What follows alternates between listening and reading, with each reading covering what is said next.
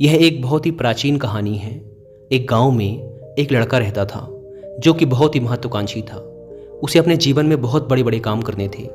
इसी कारण गांव के सभी लोग उसे बहुत पसंद भी करते थे और उसकी बहुत तारीफ भी करते थे, क्योंकि वह बहुत ही ज़्यादा मजबूत, मेहनती और बुद्धिमान भी था। उसकी मेहनत और लगन को देखकर सभी गांव वालों को यही लगता था कि यह लड़का ज़रूर एक दिन कुछ बड़ा करेगा, हमारे गांव के हालात ठीक करेगा, हमारे गांव को आगे लेकर जाएगा। और उस जवान लड़के को भी यह विश्वास था कि वह जो चाहे बन सकता है। इसीलिए वह हमेशा चौड़ा होकर चलता था, पूरे आत्मविश्वास के साथ। उसकी आंखों में हमेशा जोश और आत्मविश्वास दिखाई पड़ता था। और यह आत्मविश्वास ऐसे ही नहीं आया था। इस आत्मविश्वास के पीछे थी उसकी कड़ी मेहनत, क्योंकि वह घंटों घंटों तक तलवारबाजी सीखता रहता था, तलवारबाजी का कड़ा अभ्यास करता रहता था, जिसकी वजह से उसका शरीर बहुत ही मजबूत और शक्तिशाली बन चुका था। ऐसे ही कई बार जब वो तलवारबाजी करके घर वापस आ रहा होता था तो रास्ते में कई सारी लड़कियां उसे देखकर मुस्कुराती थी और बदले में वह भी उन्हें देखकर मुस्कुरा देता था। वह उनमें से एक लड़की को पसंद भी करता था, लेकिन फिर भी वह उन पर ज़्यादा ध्यान नहीं देता था। वह वापस से अपने घर आकर अपनी तलवार की धार को तेज करने में लग जाता और फिर उसे लेकर तलवारबाजी का अभ्यास करता। ऐसे ही वो रात में और भी ऐसे कई सारे काम करता जो उसे एक अच्छा तलवारबाज बनाने में उसकी मदद करते थे। अब यही उसका नियम बन चुका था। ऐसे ही एक अंधेरी रात को वह लालटेन जलाकर अपनी तलवार को तेज कर रहा था। तभी अचानक उसे पीछे से एक धीमी सी आवाज़ सुनाई पड़ने लगी। यह आवाज़ उसका नाम पुकार रही थी। लड़का जैसे ही यह आवाज़ सुनता है वह तुरंत तलवार लेकर खड़ा हो जाता है हमला करने के लिए। लेकिन जैसे ही वह मुड़ता है वह देखता है कि वहाँ पर कोई इंसान नहीं है, बल्कि सफ़ेद और लाल रंग की कोई चीज़ हवा में उड़ रही होती है। यह सफ़ेद और लाल रंग की उड़ने वाली चीज़ एक आत्मा होती है, जिसे आप भूत भी कह सकते हैं। यह आत्मा देखने में बड़ी अजीब थी, क्योंकि ना तो यह स्त्री जैसी लग रही थी और ना ही पुरुष जैसी, ना ही खुश ना ही उदास। बड़े ही अजीब हाव भाव के साथ वह हवा में उड़ रही थी और उड़ते उड़ते ही वह बोलती है, मैं दिखाने वाली आत्मा हूँ। उस लड़के को यह बात समझ नहीं आती, लेकिन वह डरता भी नहीं है और तलवार उठाकर पूछता है, तुम कौन हो और तुम्हें क्या चाहिए? आत्मा कहती है, मुझे कुछ नहीं चाहिए, मैं बस तुम्हें अपनी ताकत दिखाना चाहती हूँ। मैं दिखाने वाली आत्मा हूँ। मैं तुम्हें वो सब कुछ दिखा सकती हूँ जो तुम देखना चाहते हो। आत्मा की यह बात सुनकर लड़के को थोड़ा आश्चर्य होता है, पर क्योंकि यह इतनी अजीब घटना घट रही थी इसीलिए उसने थोड़ा उत्साहित होकर आत्मा से पूछा, क्या तुम मुझे कुछ भी दिखा सकती हो? तो ठीक है, तुम मुझे इस दुनिया की सबसे महंगी तलवार दिखाओ जो सोने और हीरे जवाहरातों से बनी है। यह सुनते ही वह आत्मा फूंक मारकर एक छोटा सा बादल बनाती है, जिसके अंदर उस लड़के को वह चमकदार तलवार दिखाई देने लगती है जो पूरी तरह से सोने से बनी थी और उस पर हीरे जवाहरात जड़े हुए थे, जिसे हाथ में लेकर एक योद्धा तलवारबाजी का अभ्यास कर रहा था। यह दृश्य थोड़ी देर तक रहता है और फिर गायब हो जाता है। लेकिन यह सब देखकर वह लड़का बहुत खुश हो जाता है और सोचता है, यह तो सच में बहुत ही मज़ेदार और काम की आत्मा है। उसके दिमाग में एक विचार और आता है जो किसी भी नौजवान लड़के के दिमाग में आमतौर पर आता है। वह मुस्कुराते हुए बोलता है, अब तुम एक काम करो, मुझे इस दुनिया की सबसे खूबसूरत लड़की दिखाओ। वह जैसे ही यह बोलता है उसके सामने फिर एक बादल बन जाता है, जिसके अंदर एक बहुत ही खूबसूरत लड़की प्रकट हो जाती है। इतनी खूबसूरत लड़की जितना उसने आज तक अपने सपने में भी नहीं सोचा होता है। उस लड़की के लंबे काले बाल होते हैं, बड़ी और गहरी नीली आंखें होती हैं, सुंदर सा चेहरा और एक बहुत ही आकर्षक सा शरीर होता है, जिसे देखकर वह जवान लड़का एकदम जम सा जाता है, या ये कहो कि उसकी आंखें फटी की फटी रह जाती हैं। वह अगले कुछ मिनटों तक उस लड़की को ही एकटक देखता रहता है। फिर अचानक वह तस्वीर और वह बादल उसकी आंखों के सामने से गायब हो जाते हैं, जिससे उस लड़के को बहुत बुरा महसूस होता है। थोड़ी देर बाद वह लड़का अपने होश में वापस आता है और उस आत्मा से कहता है कि तुम एक काम करो, अब मुझे इस दुनिया का सबसे ताकतवर योद्धा दिखाओ। यह सुनते ही वह आत्मा फिर से एक बादल बनाती है, जिस पर एक बहुत ही ताकतवर योद्धा की तस्वीर उभर कर आती है। वह योद्धा देखने में बहुत ही लंबा चौड़ा, शक्तिशाली और खतरनाक लग रहा था, जो कि एक एक करके सभी दूसरे योद्धाओं को मार रहा था। उस योद्धा की ताकत और तलवारबाजी को देखकर वह लड़का बहुत ही प्रभावित होता है और मन ही मन सोचता है कि एक दिन मैं भी इसी के जैसा योद्धा बनूंगा। अब ये सब चीज़ें देखने के बाद वह लड़का उस आत्मा से बोलता है, बस अब बहुत हो गया, मैंने बहुत सारी चीज़ें देख ली हैं, अब तुम यहाँ से जा सकती हो। यह बोलने के बाद लड़का वापिस से अपनी तलवार की धार को तेज करने में लग जाता है और अपने काम में व्यस्त हो जाता है। वह आत्मा लड़के की बात का जवाब देते हुए बोलती है, ठीक है, अगर तुम्हें अभी कुछ और नहीं देखना तो अभी के लिए मैं तुम्हारे घर से जा रही हूँ, लेकिन अगर कभी तुम्हारा मन करे कुछ देखने का तो तुम अपने घर के पीछे वाले जंगल में आ जाना। मैं तुम्हें वहाँ वो सारी चीज़ें दिखा दूंगी जो तुम देखना चाहोगे। आत्मा की इस बात पर वह जवान लड़का कुछ खास ध्यान नहीं देता और अपनी तलवार को तेज करने के काम में लगा रहता है। अब जैसे जैसे हफ्ते गुजरते हैं, बीच बीच में उस लड़के को उन सभी चीज़ों की याद आती है जो उसने देखा होता है। इसीलिए कई बार वह लड़का अपने घर के पीछे वाले जंगल में जाता है, उस आत्मा को देखता है और वापस घर आ जाता है। लेकिन एक दिन तलवारबाजी के अभ्यास के बाद जब वह लड़का बहुत थका हुआ होता है तो सोचता है कि चलो आज देख ही लेता हूँ। वह उस आत्मा के पास जाता है और अपनी तरह तरह की इच्छाएं बताना शुरू कर देता है।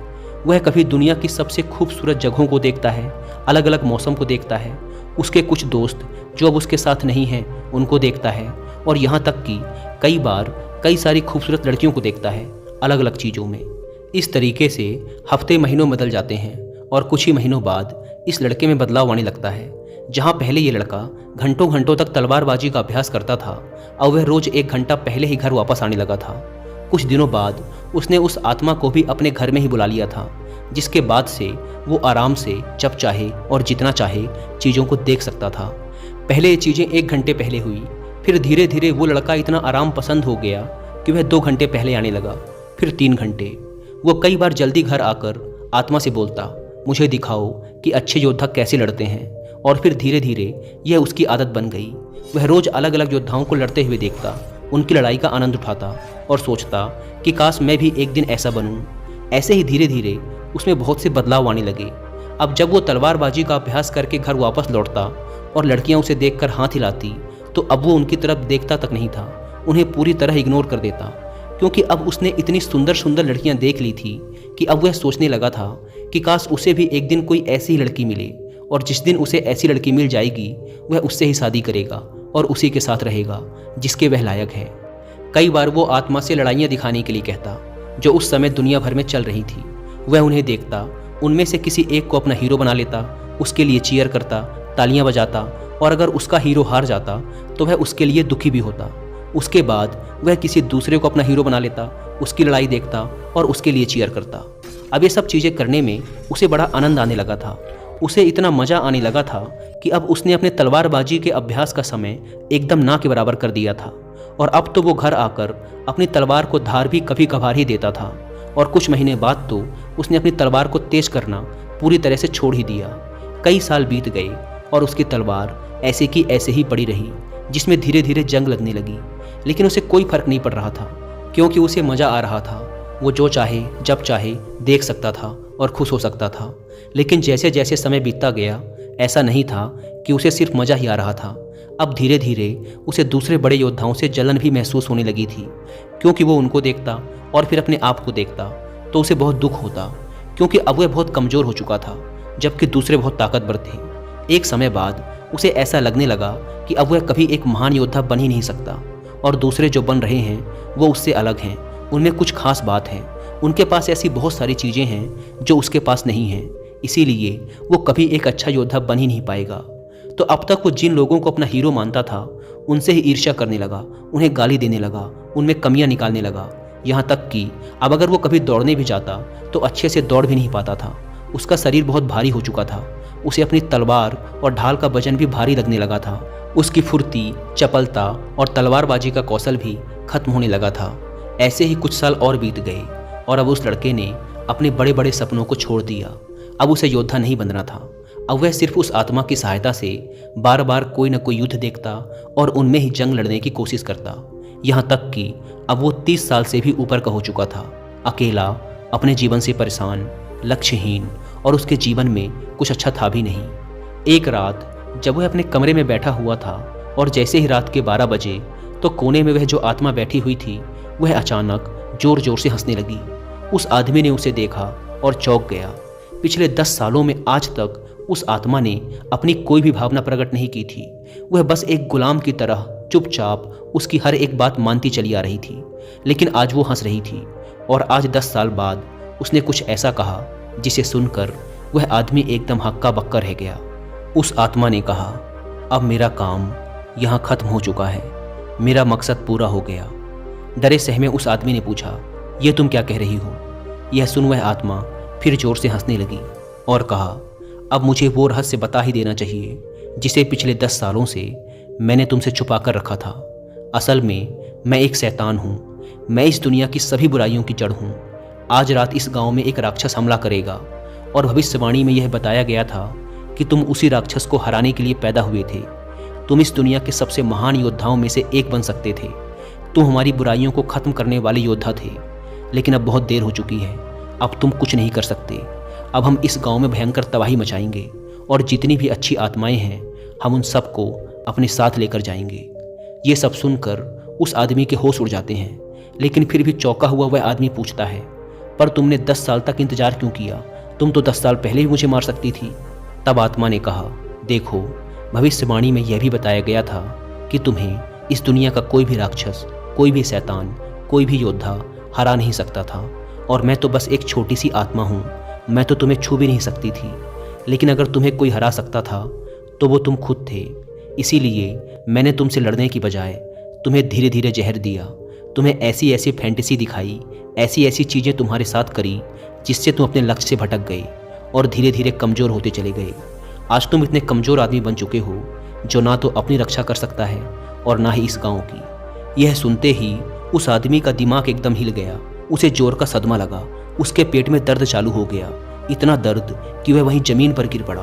पर फिर धीरे धीरे दर्द में कराहते हुए उसने कहा कि क्या उन खूबसूरत लड़कियों को मैं फिर से एक बार देख सकता हूँ? इस पर उस शैतानी आत्मा ने हंसते हुए कहा, हाँ, हमेशा, लेकिन सपनों में। दोस्तों, ये कहानी पूरी तरह से हमारे आज के समय में भी फिट बैठती है, और अब तक आपने समझ भी लिया होगा कि आज के समय में हमारे लिए वो शैतान, वो डेविल कौन है। Internet, social media, porn, drugs और ऐसे बहुत से एडिक्शन जो आज की यंग जनरेशन को लगातार वीक और पर्पसलेस बनाते जा रहे हैं। हर एक इंसान जिसने अपने बचपन में कुछ सपने देखे थे वो उन सपनों को काफ़ी हद तक पूरा कर सकता है, लेकिन जैसे जैसे वह बड़ा हुआ उसे आराम की लत लग गई, बिना मेहनत के चीज़ों को पाने की आदत पड़ गई, काम को टालना उसकी आदत बन गई। उसने ऐसे ऐसे एडिक्शन पाल लिए जिसने उसे उसके लक्ष्य से भटका दिया। इसीलिए वह बड़ा तो हुआ, लेकिन उसके सपने छोटे होते गए और अंततः उसने अपने ड्रीम्स को गिव अप कर दिया। आज के समय में इंसान का जीवन इतना आसान हो गया है जितना पहले कभी नहीं था। आज वह इंटरनेट के थ्रू जो चाहे जब चाहे देख सकता है और खुश हो सकता है। उसे इसके लिए कोई मेहनत नहीं करनी पड़ती। आजकल डेली नीड्स की चीज़ें भी बहुत ही आसानी से उपलब्ध हैं, जिसके लिए पहले इंसान को काफ़ी शारीरिक मेहनत करनी पड़ती थी। आज का मैन जो वो बनना चाहता है उस काम को और उसके रिजल्ट को इंटरनेट पर बड़ी ही आसानी से देख सकता है और खुश हो सकता है, जिससे उसके दिमाग को सस्ता डोपामिन मिल जाता है। अब क्योंकि दिमाग को उस रिजल्ट का डोपामिन मिल चुका है, इसीलिए वो उस इंसान को उस रिजल्ट को रियल लाइफ में हासिल करने के लिए पुश नहीं करता।